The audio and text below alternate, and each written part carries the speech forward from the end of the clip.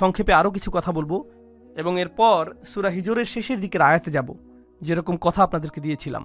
সফল সমাজ ব্যবস্থার একটা বিষয় আমি লক্ষ্য করেছি যা রাসূল সাল্লাল্লাহু আলাইহি সাল্লামের সিরাতে উপস্থিত ছিল, আর তা হলো ঈমানদারগণ একে অপরকে সহায়তা করা। যখন কেউ ব্যর্থ হয়েছে তারা তাকে অনুপ্রেরণা দিয়েছিলেন। আর জানেন এখন আমাদের মাঝে কি ঘটে? যখন কেউ সফল হয় আমরা তার সমালোচনা করি এবং সমালোচনা করা নিশ্চিত করি যতক্ষণ পর্যন্ত না সে ব্যর্থ হয়। এরপর আমরা বাকি সকলে শান্তি অনুভব করি। সফল সমাজ ব্যবস্থা ব্যর্থ মানুষকে গ্রহণ করে এবং তাদেরকে বারবার চেষ্টা করার জন্য অনুপ্রাণিত করে যতক্ষণ না তারা সফল হয়ে যায়। আর ব্যর্থ সমাজ ব্যবস্থা সফল ব্যক্তিদের পিছু নেয় এবং তাদেরকে সহ্য করতে পারে না, ফলে তাদেরকে নিচে নামিয়ে দিতে চায় পরস্পরের মাঝে মৈত্রী, শক্তি এবং সহায়তা সৃষ্টি করার পরিবর্তে। এ বিষয়ে প্রচুর চিন্তা শক্তি ব্যয় করতে হবে যে আধুনিক সময়ে এই আয়াতগুলো কি অর্থ বহন করছে। কিন্তু আপনাদের মধ্য থেকে যারা অভিনব কিছু করবেন, আমার উদাহরণের সেই তরুণ যুবকটির মতো যারা নতুন কিছু করবেন, যারা শুধুমাত্র প্রভাব সৃষ্টিকারী হবেন না, আপনাকে বাস্তব কিছু করতে হবে। আপনি বাস্তব সমস্যা সমাধান করতে চাইবেন। আপনাকে বলে রাখছি, উম্মার সকল সমস্যা আপনি একা সমাধান করতে পারবেন না। যখন মানুষ এসে প্রশ্ন করে, উস্তাদ কিভাবে আমরা উম্মার সকল সমস্যা সমাধান করব, এই সমস্যা শেষ হবে যখন আপনি এরকম নির্বুদ্ধিতাসুলভ প্রশ্ন করা বন্ধ করবেন, যখন আপনি বস্তুনিষ্ঠ প্রশ্ন করা শুরু করবেন। এখানে আমি একটা সমস্যা দেখছি, আমি এটা সমাধান করতে পারবো, কিন্তু এটা সব সমস্যার সমাধান করবে না। আমাদের সংখ্যা তো কয়েকশো কোটি, আমাদের প্রত্যেকেই যদি একটি করে ছোট সমস্যা সমাধান করি, কল্পনা করতে পারেন আমরা কি ধরনের উম্মায় পরিণত হব?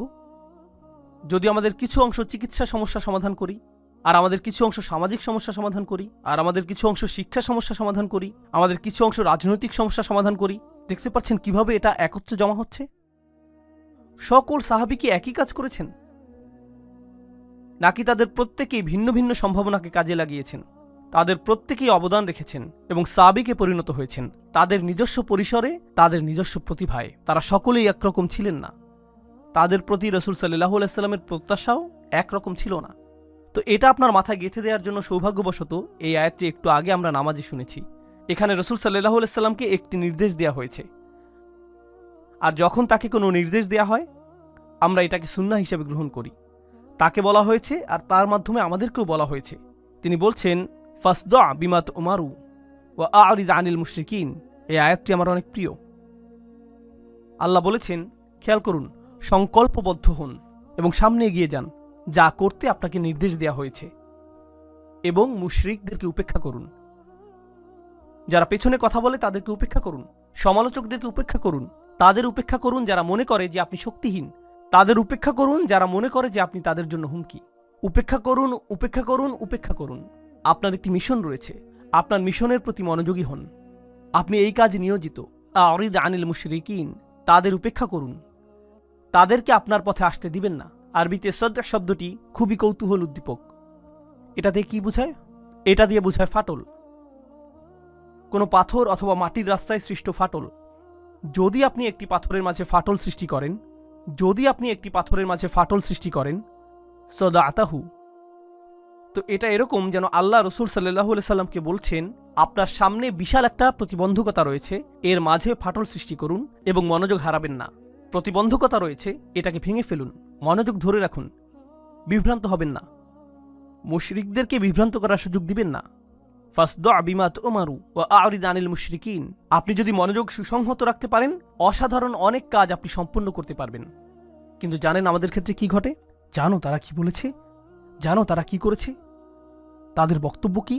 সর্বদা আপনি এই বিষয়ে মনোযোগী, আর যখন আপনি তাদের কথার দিকে মনোযোগ দেন, তখন আপনার যেই কাজ করা উচিত তার প্রতি মনোযোগ দিতে পারেন না। আপনার মনোযোগ হারিয়ে যায়। আপনার তো স্বতন্ত্র মিশন রয়েছে, আপনার তো স্বতন্ত্র দায়িত্ব রয়েছে। ওয়া আ'রিদ আনিল মুশরিকিন। তারপর আল্লাহ রাসূল সাল্লাল্লাহু আলাইহি সাল্লামকে বললেন, ইন্না কাফাইনাকাল মুস্তাহজিইন, আমি আপনার জন্য যথেষ্ট তাদের বিরুদ্ধে যারা আপনাকে বিদ্রূপ করে। সেই লোকগুলো যারা সমালোচনা করে, উপহাস করে, বিদ্রূপ করে এবং তুচ্ছ-তাচ্ছিল্য করে, তাদের ব্যবস্থা আমি করব। চিন্তা করবেন না। যখনই কেউ সাবিক হয়, যখনই কেউ অভিনব কিছু করে, সে উপহাসের শিকার হয়। কি করছো তুমি? কেউ এমনটা করে না, এটা নির্বুদ্ধিতা সুলভ, তুমি একটা নির্বোধ, এরকমটাই হয়ে থাকে। আর আমি আপনাদের বলতে পারি, আল্লাহ যেহেতু রসুল সাল্লাল্লাহু আলাইহি সাল্লামকে এই কথাগুলো বলেছেন, এগুলো চিরকালের জন্য প্রযোজ্য হয়ে গিয়েছে। যখন আপনি ভালো কিছু করতে যাবেন আর তা আগে করা হয়নি কিন্তু তা করতে হবে, সেক্ষেত্রে মানুষ আপনাকে উপহাস করবে। তুমি কি মনে করেছো এতে কাজ হবে? তুমি কি মনে করেছো এটা গুরুত্বপূর্ণ? তুমি কি মনে করেছো এটা পৃথিবী পরিবর্তন করে দিবে? হ্যাঁ, নিজের দিকে একবার তাকাও। এটাই আপনাকে সবসময় শুনতে হবে। আল্লাহ এর জবাব দিচ্ছেন এবং বলছেন, ইন্না কাফাইনা কাল মুস্তাহজিইন, আমি তোমার জন্য যথেষ্ট তাদের বিরুদ্ধে যারা উপহাস করে। এটাই যথেষ্ট। আর তারপর আল্লাযীনা ইয়াজআলুনা মা'আল্লাহি ইলাহান আখার ফাসাউফা ইয়ালামুন ওয়া লাকাদ না'লামু আন্নাকা ইয়াদীকু সাদরুকা বিমা ইয়াকুলুন। আল্লাহ বলছেন, আমি এটাও জানি যে তারা যা বলে তাতে আপনার হৃদয়ে অস্বস্তি তৈরি হয়। এর আগে আল্লাহ তাকে বলেছেন যে এগুলো উপেক্ষা করার জন্য, কিন্তু তিনি তো মানুষ। তিনি এমন কথা শুনবেন যা তাকে প্রভাবিত করবে। আপনি এমন কথা শুনবেন যা আপনাকে প্রভাবিত করবে। এটা আপনাকে নিরুৎসাহিত করবে। এটা আপনার মাঝে নেতিবাচক শক্তি হিসেবে কাজ করবে। আপনারা জানেন এখনকার সময়ে মানুষ এভাবে কথা বলে, তোমার মধ্যে নেতিবাচক শক্তি রয়েছে, তাই আমি দূরত্ব রক্ষা করছি। তোমার মাঝে অনেক বেশি টক্সিসিটি রয়েছে। রসুল সাল্লাল্লাহু আলাইহি সাল্লামকে এটা বলা হয়নি যে তারা যদি আপনার অবস্থাকে বিষিয়ে তোলে তাহলে মক্কা থেকে দূরে চলে যান, কারণ আপনার আরোগ্য লাভ প্রয়োজন। তাকে তো এটা বলা হয়নি। আপনাকে বিষাক্ত মানুষগুলো থেকে দূরে চলে যেতে হবে, তাকে তো এটা বলা হয়নি। আপনি কি মনে করেন যে মক্কায় রসুল সাল্লাল্লাহু আলাইহি সাল্লামকে নেতিবাচক কথা মাঝে মাঝে শুনতে হতো, নাকি সেটা ছিল প্রতিদিন? আপনার কি মনে হয়? প্রতিদিন। আপনি কি মনে করেন যে তাকে এটা একজন ব্যক্তি থেকে শুনতে হতো, নাকি অনেক মানুষের কাছ থেকে শুনতে হতো? কিছু মানুষ ছিল অপরিচিত, কিছু মানুষ ছিল প্রতিবেশী, কিছু মানুষ ছিল আত্মীয়, কিছু মানুষ ছিল যারা আগে বন্ধু ছিল। তিনি এটা শুনেছেন প্রত্যেক দিক থেকে, প্রতিদিন, সব সময়। তিনি সমালোচনার বাণে জর্জরিত হতেন, নোংরা আক্রমণের শিকার হতেন, সর্বদা, সব সময়। আর এখন আল্লাহ তাকে প্রস্তুত করছেন, আর তাকে প্রস্তুত করার মাধ্যমে তিনি অনাদিকাল পর্যন্ত আগত সকল ঈমানদারকে প্রস্তুত করছেন। আমি তাদের ব্যবস্থা করব। আমি জানি এটা যন্ত্রণাদায়ক, আমি জানি আপনার হৃদয় সংকুচিত হয়ে যায়, জানি এটা দুশ্চিন্তা সৃষ্টিকারী। আর তারপর তিনি তাকে সমাধান প্রদান করলেন, ফাসাব্বিহ বিহামদি রব্বিক। শুধু ঘোষণা করুন আপনার প্রভু কতটা উৎকর্ষময়। আল্লাহর উৎকর্ষতা ঘোষণা করতে থাকুন। আল্লাহর সাথে আপনার সম্পর্কটি গুরুত্বপূর্ণ।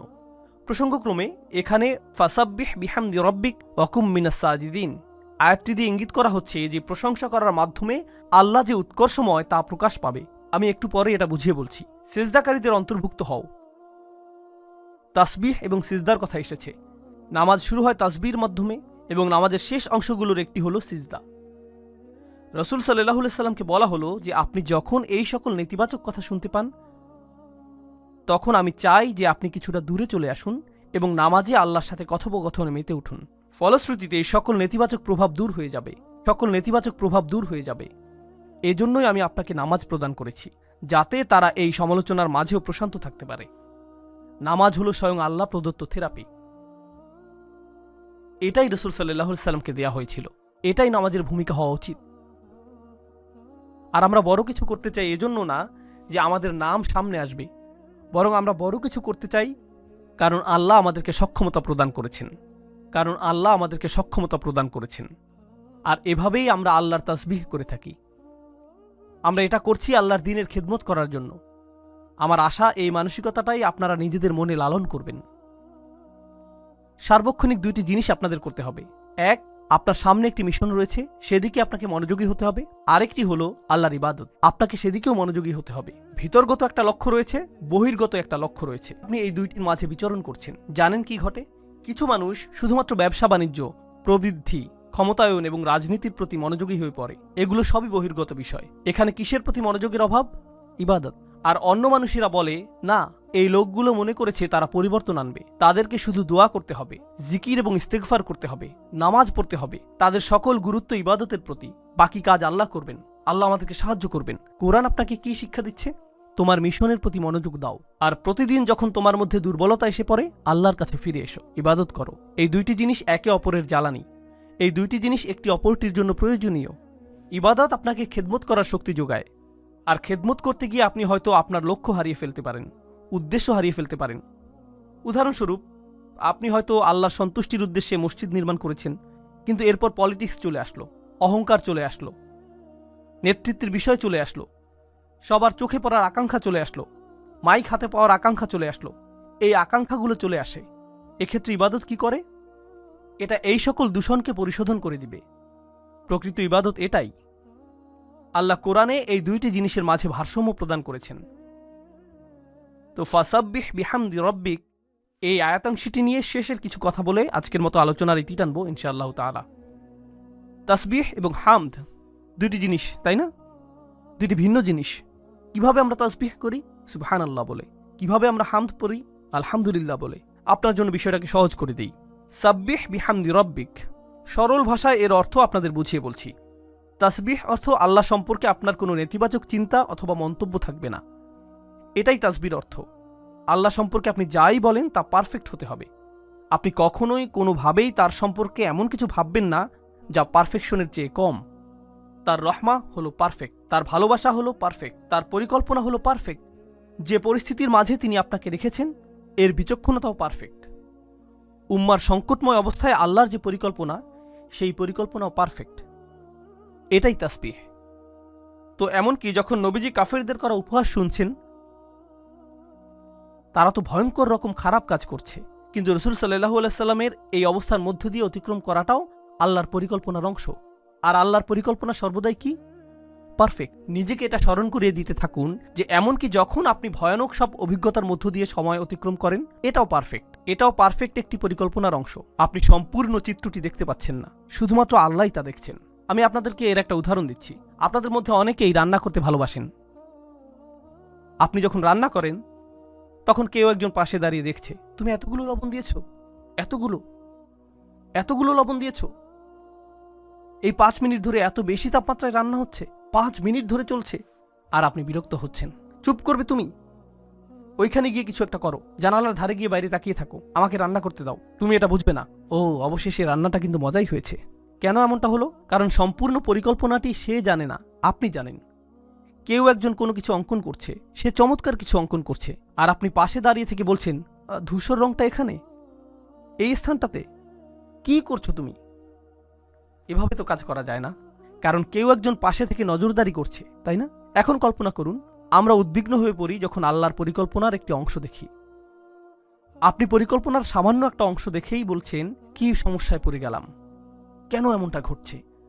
আর আল্লাহ বলেন, তোমার জন্য সহজ করে দিচ্ছি, সাব্বিহ। নিজেকে স্মরণ করিয়ে দাও যে পারফেকশনের অধিকারী হলেন আল্লাহ, আর এই চিত্রটির প্রতিটি ছোট অংশ বৃহত্তর একটি পরিকল্পনার অংশ, যা পারফেক্ট, যা আল্লাহ কর্তৃক নির্ধারিত। এটাই তাসবিহ।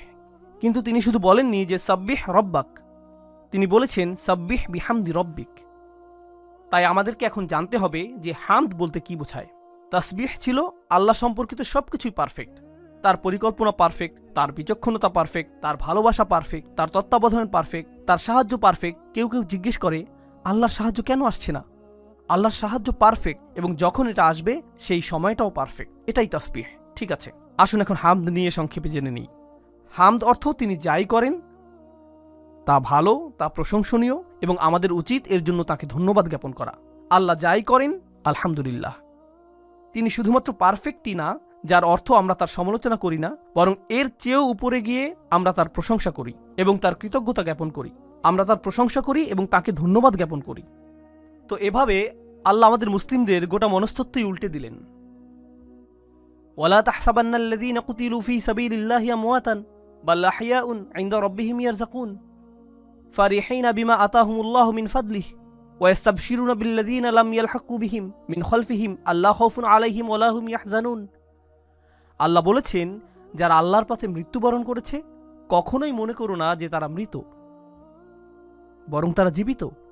তারা আল্লাহর পক্ষ থেকে রিজিক প্রাপ্ত, আর তারা হবে প্রফুল্ল।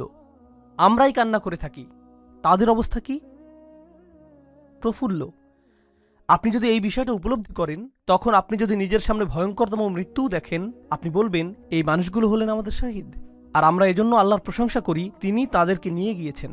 ওয়াত্তাখিয মিনকুম শুহাদা, তিনি আমাদের মধ্য থেকে কিছু মানুষকে নিয়ে যাবেন যাদের সাথে তিনি আগেই সাক্ষাৎ করতে চান, তিনি আগেই তাদেরকে নিজের সঙ্গ প্রদান করতে চান।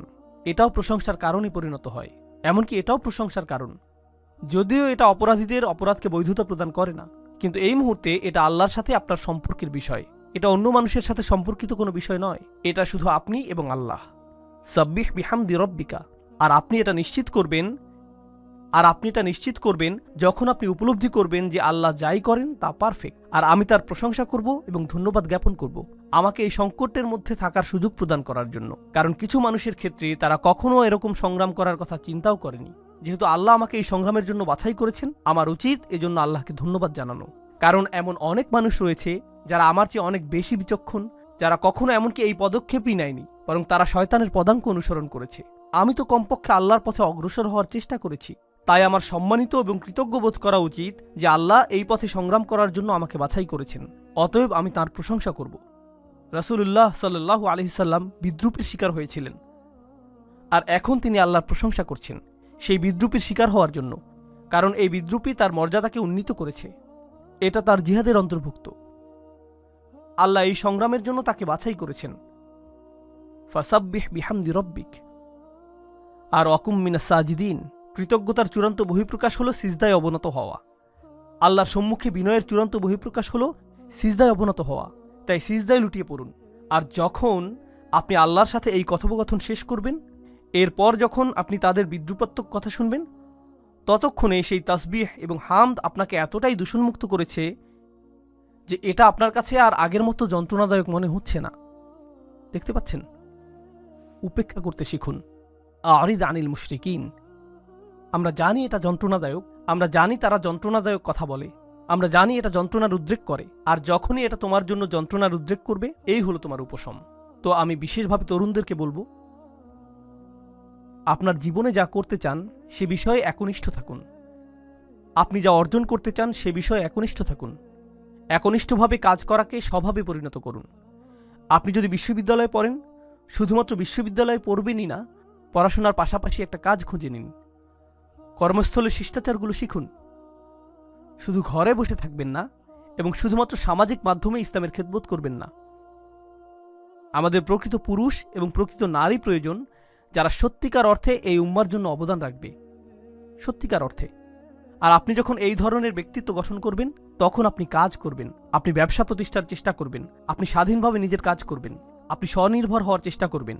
তরুণ যুবকেরা যাদের বয়স 17-18 বছর, তাদের লক্ষ্য থাকা উচিত অর্থনৈতিকভাবে স্বনির্ভর হওয়া। আর মা বাবার এতে উৎসাহিত করা উচিত। এরকম বলবেন না যে না না না, বিশ্ববিদ্যালয়ে পড়াশোনা শেষ করো, এরপর মাস্টার্স শেষ করো, এরপর পিএইচডি শেষ করো, এরপর তুমি হয়তো একটা চাকুরি পাবে, আর ততদিন পর্যন্ত বিয়ে করতে পারবে না।